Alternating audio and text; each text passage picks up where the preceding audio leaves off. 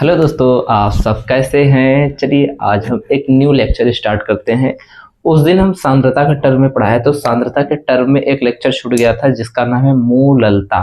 मूललता को बता भी देंगे, आज मूललता से एक नॉर्मल सा क्वेश्चन भी करवा देंगे। ठीक है, बहुत ज़्यादा हाई लेवल का नहीं होगा, लेकिन एनसीईआरटी का ही क्वेश्चन होगा। ठीक है, तो मूललता किसे कहते हैं, मूललता किसे कहते हैं, तो ध्यान दो। मूललता को स्मॉल एम से प्रदर्शित करते हैं, सॉरी, मूललता को स्मॉल एम से प्रदर्शित किया जाता है। स्मॉल एम से मूललता को प्रदर्शित किया जाता है। अब ध्यान दो, हम दो टर्म लेते हैं, एक कैपिटल एम जिसे कहते हैं मूलरता और एक स्मॉल एम जिसे मूललता कहते हैं। यहीं पे दोनों के बारे में डिफरेंस समझ लेते हैं आसानी से, कोई बात नहीं है। देखो मूलरता क्या होता है ना, जब मूलरता की बात किया जाता है तो वहाँ जो विलयन लिया जाता है, कितना लिया जाता है, विलयन। मूलरता में क्या लिया जाता है बाबू, विलयन। विलयन कितना लिया जाता है, 1 लीटर लिया जाता है, याद रखिएगा। मूलरता में विलयन लिया जाता है, विलयन कितना लिया जाता है, 1 लीटर लिया जाता है। और मूललता, मूललता में क्या लिया जाता है, विलायक लिया जाता है। क्या लिया जाता है, विलायक। विलायक वो कितना विलायक लिया जाता है, 1 kg। कितना विलायक लिया जाता है, 1 kg। यही दोनों बहुत छोटी सी डिफरेंस है। क्या होता है ना कि जैसे कि आप कभी एग्जाम में आ जाता है, या तो कहीं किसी कॉम्पिटेटिव एग्जाम में, या आपके बोर्ड के एग्जाम में, किसी भी बोर्ड एग्जाम में आ सकता है, तो आप कंफ्यूज हो जाते हैं। तो उसको समझिए, जो मोलरता होता है, मोलरता अर्थात मोलैरिटी, यह क्या होता है, यह लीटर में होता है। ठीक है, और इसमें विलयन लिया जाता है। और जो मोललता होता है, मोललता क्या होता है, किग्रा में होता है। क्या होता है, किग्रा में। और इसमें मोललता में किसको लिया जाता है, तो विलायक को लिया जाता है। याद रखिएगा, यहाँ पे विलयन, यहाँ पे विलायक। अब समझो, हम लिखते हैं यहाँ पे मोलरता और यहाँ पे लिख देते हैं मोललता। ठीक, अब ध्यान दो, 1 लीटर विलयन में उपस्थित विलय, उपस्थित विलय, जो विलय मिलाया जाएगा, उपस्थित विलय के ग्राम अणुओं या मोलों की संख्या को उस विलयन की मूलरता कहते हैं। कितने में, 1 लीटर। 1 लीटर विलयन में उपस्थित ग्राम अणुओं या मोलों की संख्या को मूलरता कहते हैं। बाबू आसानी भाषा में समझो, देखो हमारे पास मान लो 1 लीटर क्या है बाबू, जल। 1 लीटर क्या है, H2O। 1 लीटर जल है। जब 1 लीटर जल में मान लो कि हम शुगर मिला दे रहे हैं, चीनी मिला दे रहे हैं, या 1 लीटर जल में कोई हम मतलब कि ऐसा कंपाउंड मिलाए जो इसमें घुल जाए, जैसे 1 लीटर जल में अरे दारू मिला दो यार, एल्कोहल मिलाओ। अब एल्कोहल मिला रहे हैं, क्या मिला रहे हैं, एल्कोहल। यहाँ पे लीटर में, जब यहाँ पे हम एल्कोहल को मिलाएंगे तो क्या होगा, एल्कोहल घुलना शुरू होगा।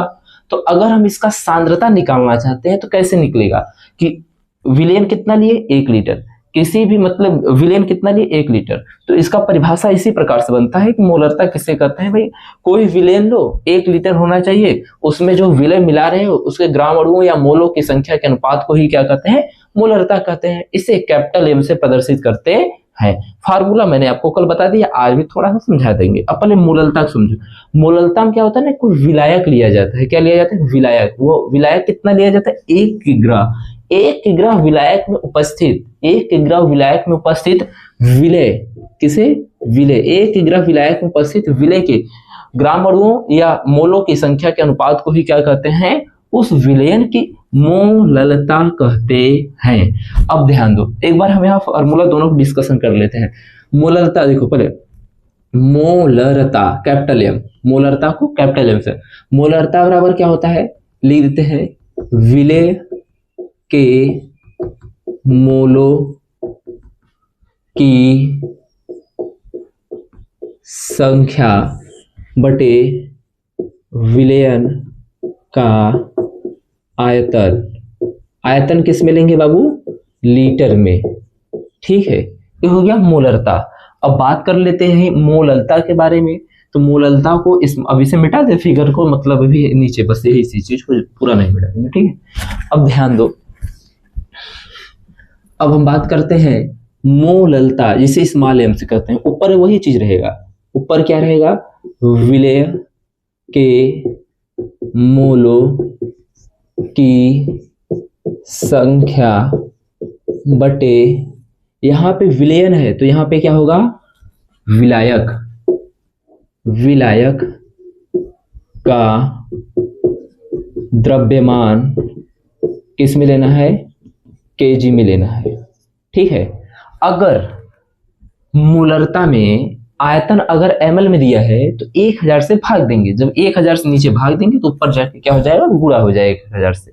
और अगर मोलरता में विलायक का द्रव्यमान ग्राम में दिया है तो ग्राम को किग्राम बदलेंगे तो नीचे 1000 से भाग देंगे, तो 1000 से भाग देंगे ऊपर जाके क्या हो जाएगा, मल्टीप्लाई हो जाएगा। तो आपको हम समझ आ गया होगा, हाँ समझते हैं, बहुत सरल शब्दों मैंने आपको बताने का प्रयास किया। अगर कहीं कठिनाई हो तो कमेंट करके बताएं, मैं उसमें भी क्या करूंगा, आपके लिए कुछ नया चीज लाने का प्रयास करूंगा। ठीक है, अब समझ गए नहीं, मोलरता और मोललता में अंतर। मेन चीज याद रखिएगा, ऊपर तो दोनों विलय की मोलों की संख्या ही होती है, नीचे लेकिन क्या होता है, मोलरता में क्या होता है, नीचे विलायक का आयतन होता है लीटर में और मोलरता में। ठीक है, अब मोललता में क्या होता, सॉरी यहाँ पे देखो, मोललता में क्या होता है, नीचे विलायक आयतन विलायक का द्रव्यमान होता है और मोलरता में क्या होता है, विलयन का आयतन। ठीक है, तो यह फार्मूला मैंने आपको बता दिया डिटेल से। एक इस पे क्वेश्चन कर लेते हैं, इस पे तो क्वेश्चन अभी कराएंगे हम आपको। अभी हम इसके पहले मैं एक मतलब कि क्वेश्चन सॉल्व कराने के लिए लेक्चर नंबर 1 लिया हूँ क्वेश्चन का, ठीक है, थ्योरी का नहीं, क्वेश्चन का। तो उसी प्रकार से भी मैं लेक्चर नंबर 2 लूंगा किसका, क्वेश्चन सॉल्यूशन, जब क्वेश्चन कराऊंगा तो वहां पे आपको देखने को मिलेगा बहुत सारा क्वेश्चन। लेकिन इससे एक क्वेश्चन करा देते हैं, किससे, मोललता से। ठीक है, मोललता से एक क्वेश्चन करा देते हैं। तो इससे पहले आप वीडियो को लाइक, सब्सक्राइब और शेयर कर दीजिए अपने दोस्तों के साथ और मन से पढ़िए। ठीक है, चलिए आगे। पेपर में याद रखिएगा, दोनों टर्म से कहीं ना कहीं कुछ आपसे जरूर पूछा जाएगा, कहीं ना कहीं पेपर में ये दोनों टॉपिक से कुछ ना कुछ सवाल पूछाएगा। कभी मात्रक पूछ लिया जाएगा, कभी परिभाषा पूछ लिया जाएगा, कभी क्वेश्चन दे दिया जाएगा। तो और इसमें बहुत अच्छा, मात्रक की बात करते हैं तो इसका मात्रक क्या होगा, यहाँ पे देखो, मोललता का मात्रक मोल प्रति क्या होगा, द्रव्यमान का मात्रक मोल प्रति किग्रा यहाँ लिखेंगे। और यहाँ पे अगर कैपिटल एम मोलरता की बात करते हैं तो इसका मात्रक मोल प्रति लीटर हो जाएगा। ठीक है, दोनों का मात्रक याद रखो ना। अब आगे चलते हैं, चलो ध्यान दो। अब हम पढ़ते हैं, एक क्वेश्चन करते हैं मोललता से। ठीक है, एक क्वेश्चन करेंगे हम लोग मोललता से। चलो, एक एनसीईआरटी का क्वेश्चन है मोललता में। हम क्वेश्चन देखो, यहाँ पे दिखाई देगा अभी आपको।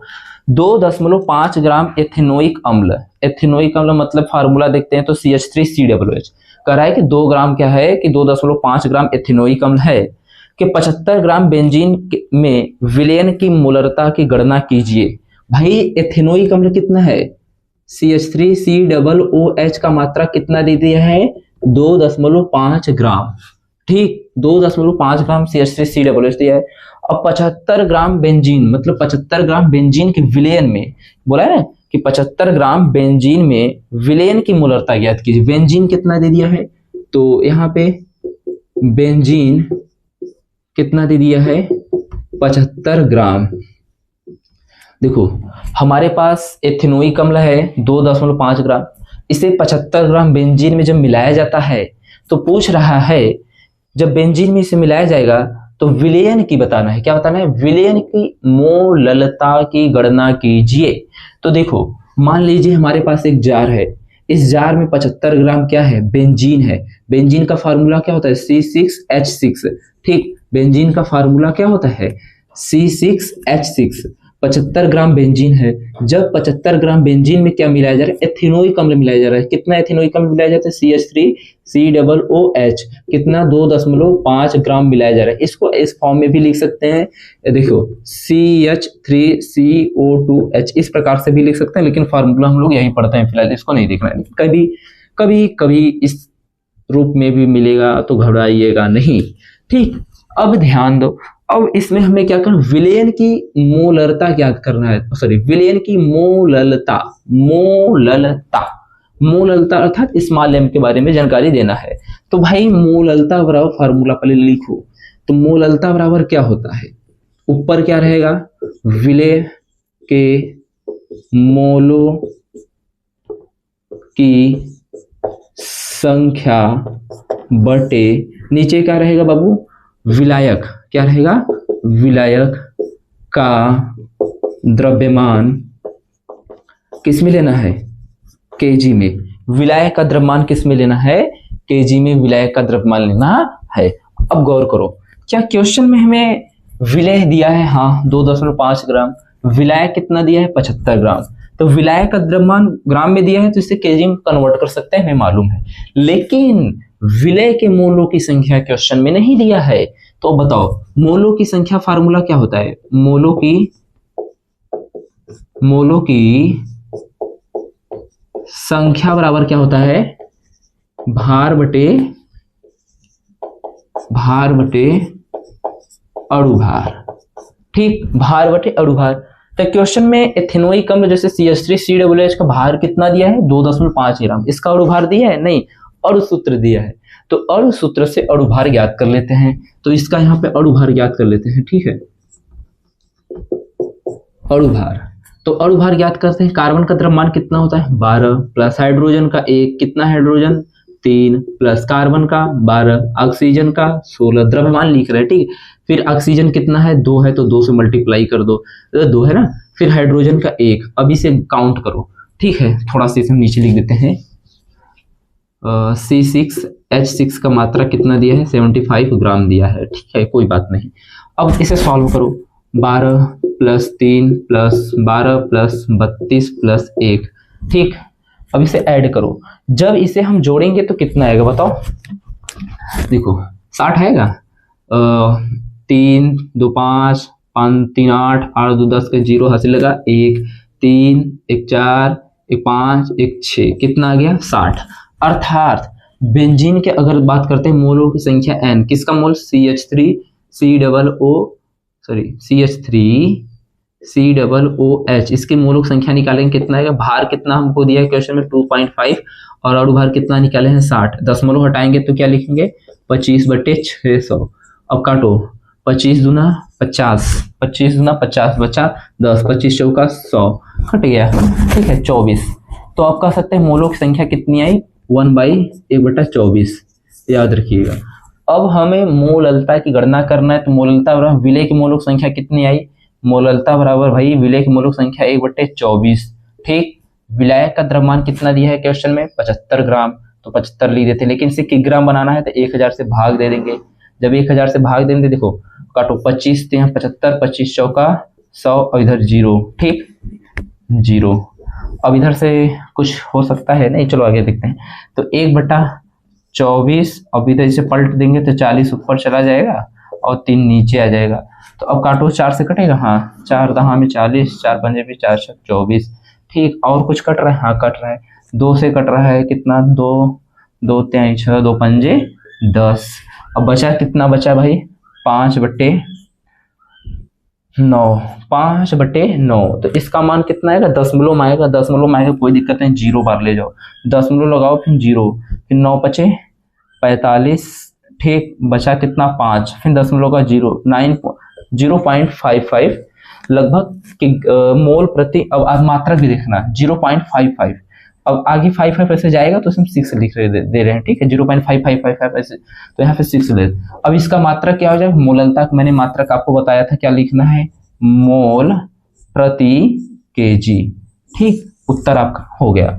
तो क्वेश्चन बहुत कठिन नहीं था, क्वेश्चन सरल था। ठीक है, तो मैंने मोललता का मतलब टॉपिक भी कराया, और इसमें क्या था? एक सवाल था जो एनसीईआरटी था, लेवल ठीक ठाक था क्वेश्चन का। ठीक है, अब जैसे मात्रक को जब ऊपर लिखोगे तो क्या होगा? केजी इनवर्स हो जाएगा, इसमें कोई बात नहीं, सही है। ठीक है, अब हम बात करते हैं एक नए टॉपिक के। नए टॉपिक से पहले अपने दोस्तों को बुलाओ या वीडियो शेयर करो, लाइक करो, कमेंट करो, धक्का।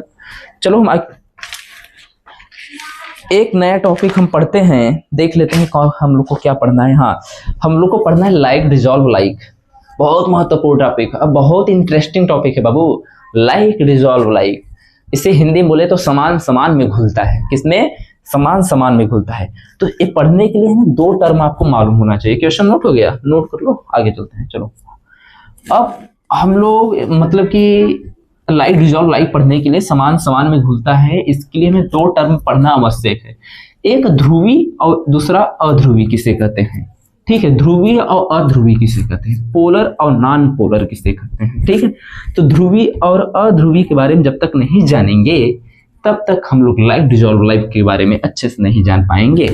ठीक है, तो हम लिखते हैं ध्रुवीय और दूसरा अध्रुवीय। देखो पोलर और नॉन पोलर किसे कहते हैं?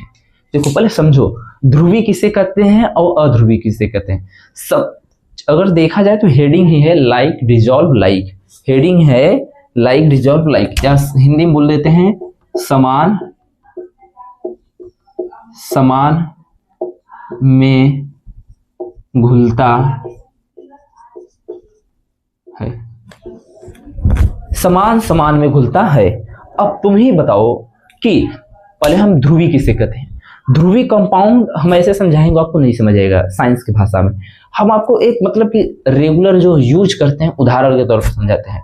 मान लीजिए मैं जल ले लिया, ठीक है, जल। अब जल में अगर हम सरसों का तेल मिलाएंगे या मिट्टी का तेल मिलाएंगे या पेट्रोल या डीजल मिलाएंगे, क्या घुलेगा? नहीं घुलेगा, उसमें नहीं घुलेगा।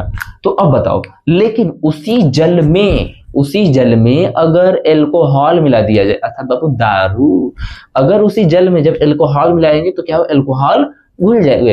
एल्कोहल क्या होगा? घुल जाएगा। अब बताओ, अब तुम दिमाग लगाओ, कौन सा ध्रुवी हो सकता है, कौन सा अध्रुवी होता है? जो एक दूसरे में पूर्ण रूप से घुल जाता है वह क्या होता है? ध्रुवी। और जो नहीं घुल पाता है क्या होता है? अध्रुवी। तो हम बात करते हैं ध्रुवी का उदाहरण, जैसे जल और एल्कोहल, ठीक, जल हो गया, एल्कोहल। अध्रुवी में जैसे कोई भी तेल ले लो, चाहे मस्टर्ड ऑयल ले लो, चाहे कैरोसिन ले लो, चाहे पेट्रोल ले लो, चाहे डीजल ले लो, सब क्या होता है? अध्रुवी होता है। तो इसमें बहुत कुछ है नहीं, इसमें तीन महत्वपूर्ण इंपॉर्टेंट टॉपिक है, उसको समझना पड़ेगा। पहला, ध्रुवी विलायक में ध्रुवी विलय ही घुलते हैं। समझो, ध्रुवी विलायक में हम लिख रहे हैं, देखो अभी से मिटा देते हैं, देखो फिगर के माध्यम से हम समझाते हैं, ठीक है। मान लीजिए हमारे पास जल है H2O, ये क्या है? ध्रुवी है। तो अब ध्रुवी है, इसका मात्रा अधिक है। अब अगर इसका मात्रा हम अधिक लेंगे तो इसे क्या मानेंगे? विलायक। क्या मानेंगे बाबू? विलायक। मान लीजिए इसका मात्रा कितना है? 900 ml है, ठीक। अब ध्यान दो, हम बताए ना ध्रुवी विलायक में ध्रुवी विलय ही घुलते हैं। तो ध्रुवी विलय जैसे एल्कोहल C2H5OH, यह भी क्या हो गया? ध्रुवीय। तो अब बताओ, ध्रुवी विलायक में ध्रुवी विलय ही घुलते हैं, पहला पॉइंट यह हो गया।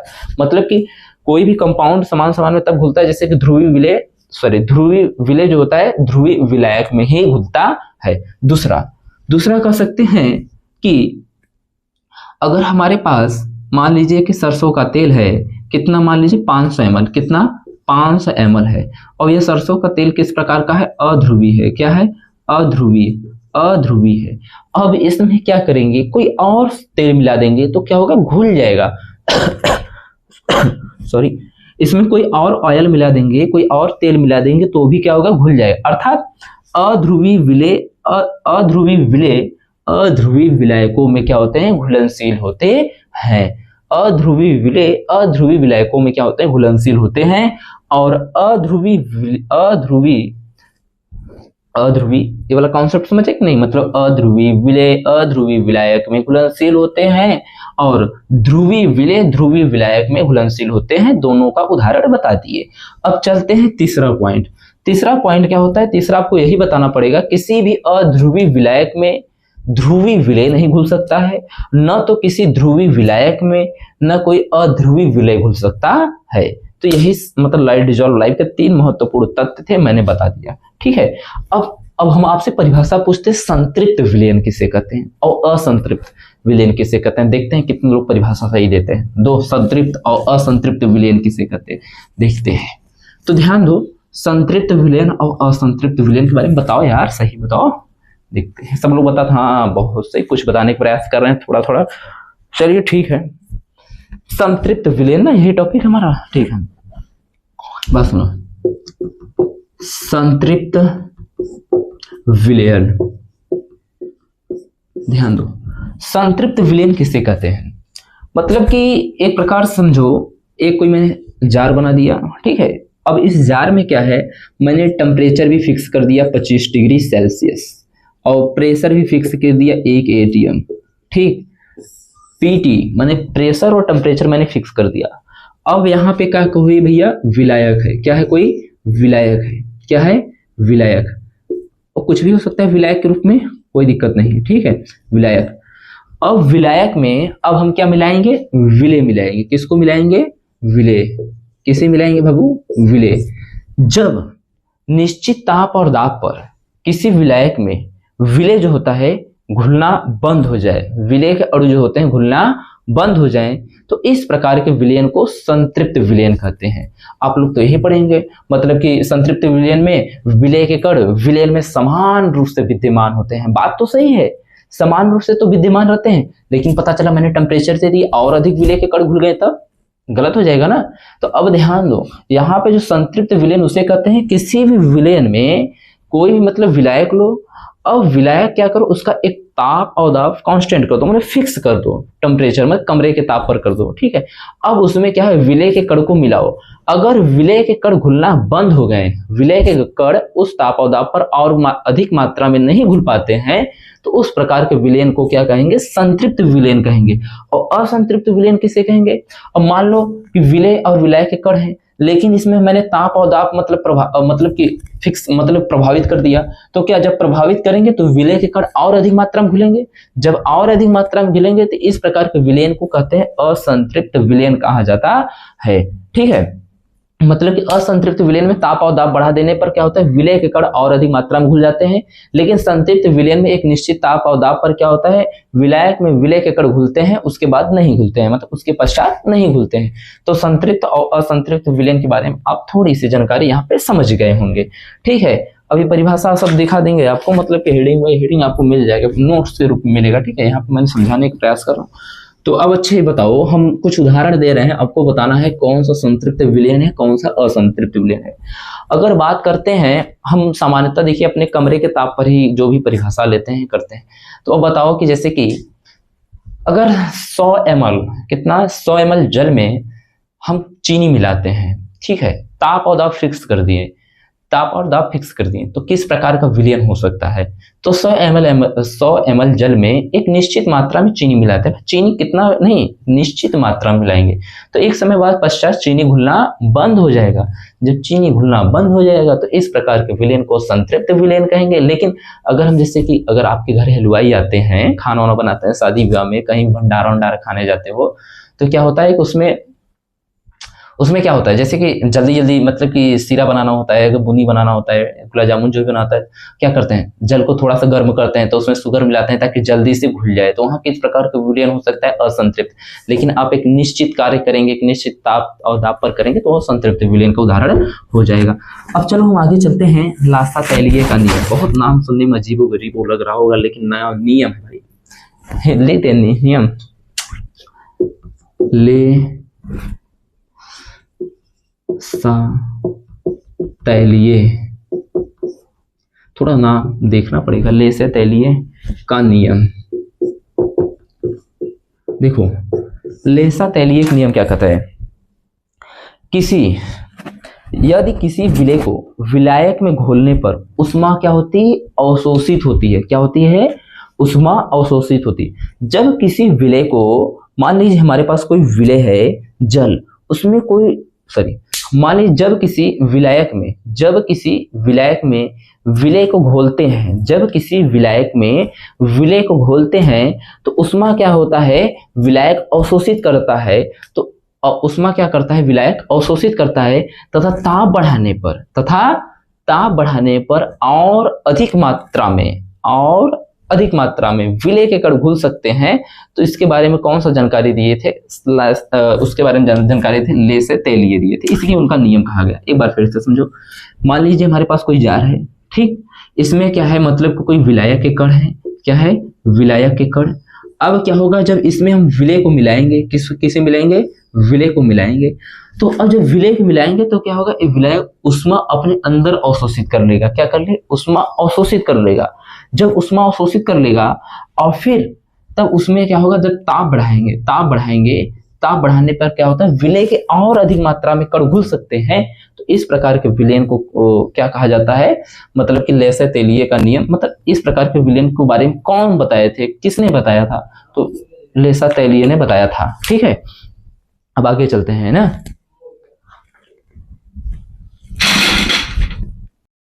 अगला टॉपिक है हमारा गैसों की द्रव में विलेयता बहुत महत्वपूर्ण, यहाँ से पेपर पे क्वेश्चन आने की संभावना है। कौन सा नियम है? गैसों की द्रव में विलेयता। ठीक है, गैसों की द्रव में विलेयता। ठीक, गैसों की द्रव में विलेयता। अब ध्यान दो, कोई भी हम देखो, मान लीजिए हमारे पास एक जार है, ठीक, और इधर दूसरा जार है और इधर तीसरा जार है, 3 मैंने जार बनाया। अब क्या करते हैं, इसमें कुछ हम लोग विलय के कण को, मतलब कि सॉरी विलायक के कण को रख देते हैं इसमें, माने जल, ठीक, और इसमें भी क्या रख देते हैं, जल को रख देते हैं, ठीक, और इसमें भी क्या कर देते हैं, जल को रख देते हैं। अब क्या करते हैं भाई, जब किसी जार में रखते हैं जल को, तो बताओ उस पर कुछ वायुमंडलीय दाब लगेगा। वायुमंडलीय दाब अर्थात उसमें कुछ वायुमंडल के गैस जो होंगे, जैसे कि हाइड्रोजन, ऑक्सीजन, नाइट्रोजन, वायुमंडल में सभी गैस है ना, तो ये गैस तो यहाँ तली पर तो रहेंगे ही। अब क्या होता है कि मैंने इसमें कुछ गैस के कण भर दिए, किसमें, इसमें कुछ गैस, देखो हम पढ़ रहे हैं गैसों की द्रव विलेयता, मतलब किसी द्रव में गैस के कण कैसे घुलते हैं, समझो मेन चीज, किसी भी गैस के कण द्रव में कैसे घुलते हैं यही पढ़ना है, और इसके बारे में मात्रात्मक संबंध भी पढ़ना है। अब मान लीजिए सब कैसा है, गैस के कण है, अब ये सतह पर है, कभी अभी कहाँ है, सतह पर है। अब क्या होगा, अब एक पिस्टन द्वारा हम यहाँ पर पिस्टन आरोपित करते हैं, अभी दाब नहीं लगाए हैं, बस पिस्टन ऐसे लगाए हैं।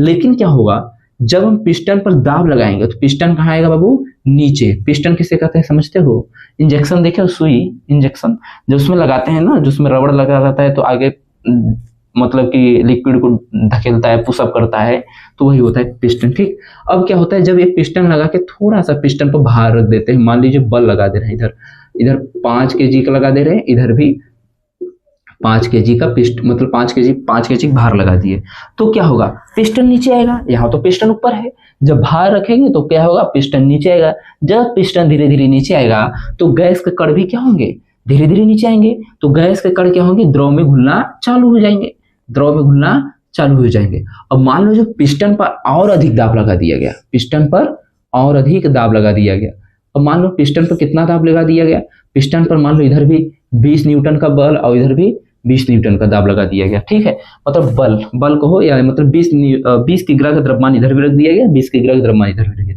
तो पिस्टन और नीचे आएगा। जब पिस्टन और नीचे आएंगे तो जो गैस के कण ऊपर थे अब और अंदर तली तक क्या होगी, घुल जाएंगे। तो यही हम पढ़ेंगे इस टॉपिक में कि किसी भी गैस का जो द्रव विलेयता होता है, इसके बारे में डिटेल से पढ़ेंगे। तो याद रख, वैज्ञानिक ने इसके बारे में, बाबू एक वैज्ञानिक थे हेनरी साहब, कि कौन थे, हेनरी। हेनरी ने ही इस नियम के बारे में बहुत महत्वपूर्ण जानकारी दी, जिसे हम आगे पढ़ेंगे हेनरी का नियम, लॉ ऑफ हेनरी।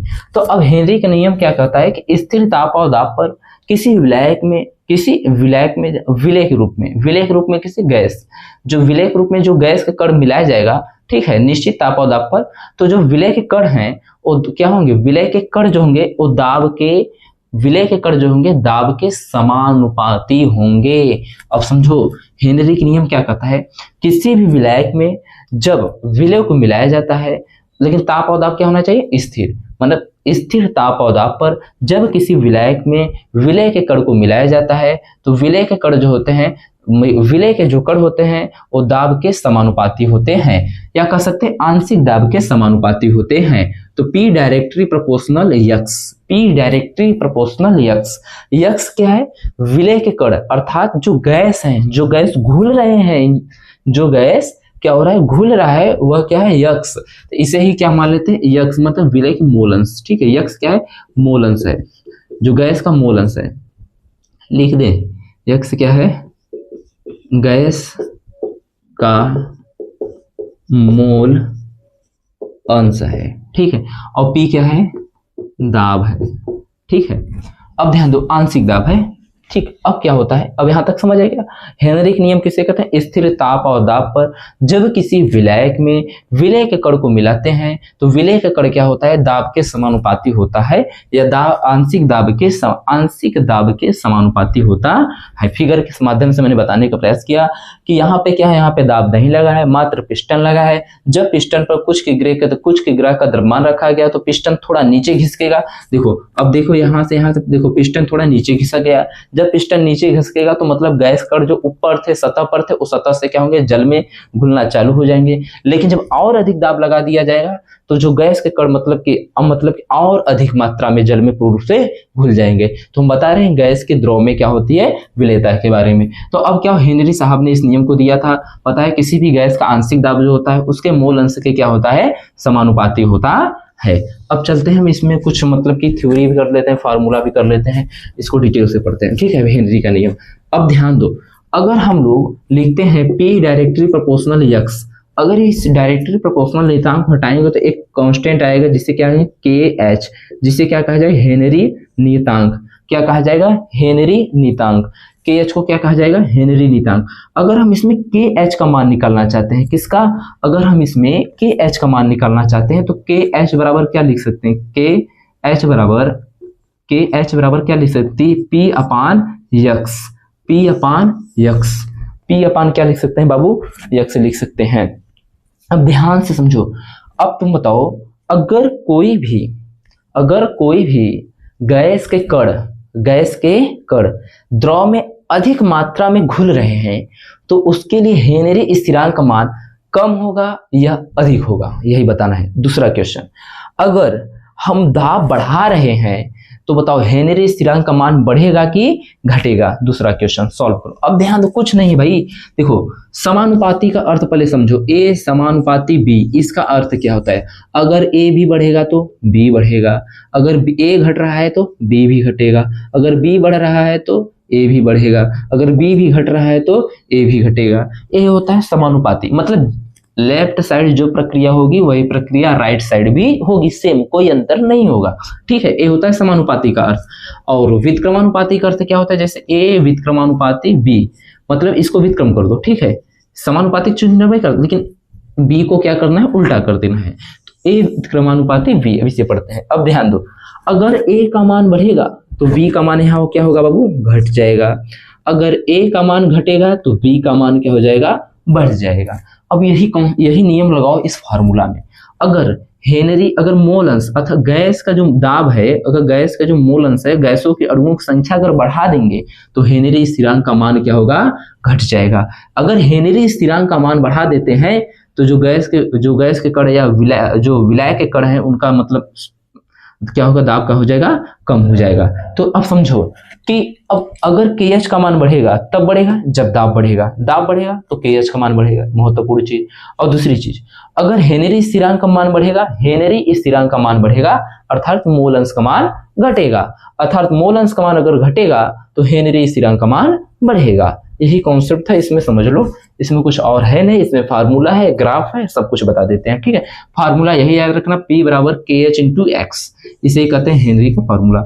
जहाँ KH क्या होता है, हेनरी स्थिरांक होता है, P क्या होता है, गैस का दाब होता है, X क्या होता है, S क्या होता है, गैसों का मोल अंश होता है। ठीक, अब आगे चलो। अब ध्यान दो कि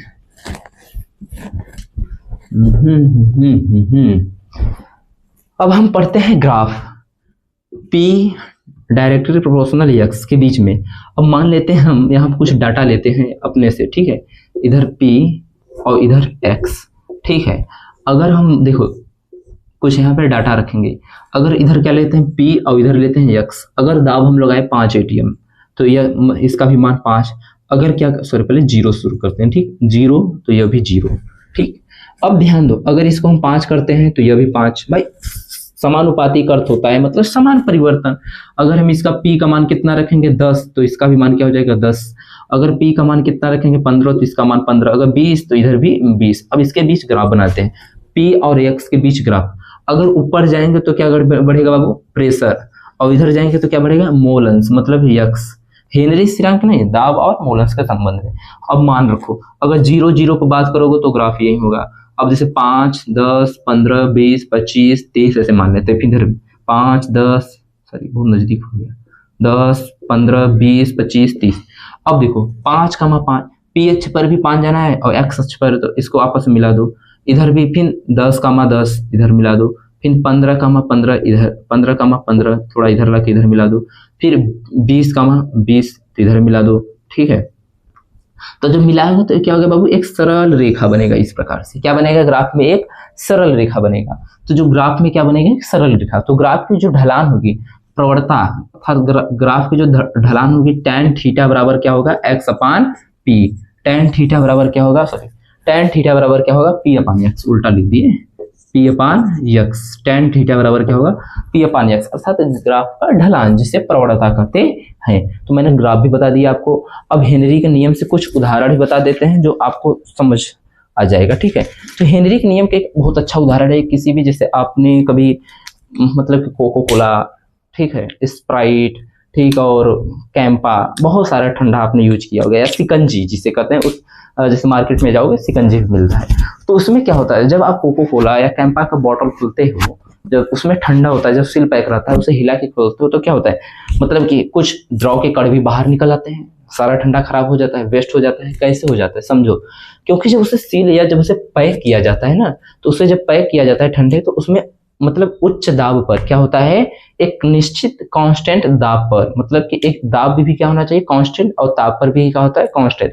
एक स्थिर ताप और दाब पर उसमें क्या होता है, गैसों को अणुओं को भरा जाता है, गैसों के अणुओं को भरा जाता है। जब गैस के अणु क्या होते हैं, उस विलयन में जाके घुल जाते हैं, तो उसमें क्या होता है, उससे सील पैक कर दिया जाता है। अब बताओ, गैस के अणु तो कहाँ घुले हैं, उस विलयन में घुले हैं, लेकिन कुछ पश्चात आप देखते होंगे कि जो बॉटल होता है कुछ इस प्रकार सा होता है, ठीक, और ठंडा पूरा नहीं, यहाँ तक रहता है। ठीक है, तो कुछ ना कुछ खाली जगह रखा जाता है। क्यों बताते हैं, जब इसमें बताए द्रव के कण, यहाँ पे गैस के अणुओं को उच्च दाब पर भरा गया, तो विलयन में क्या हो गया, घुल गए।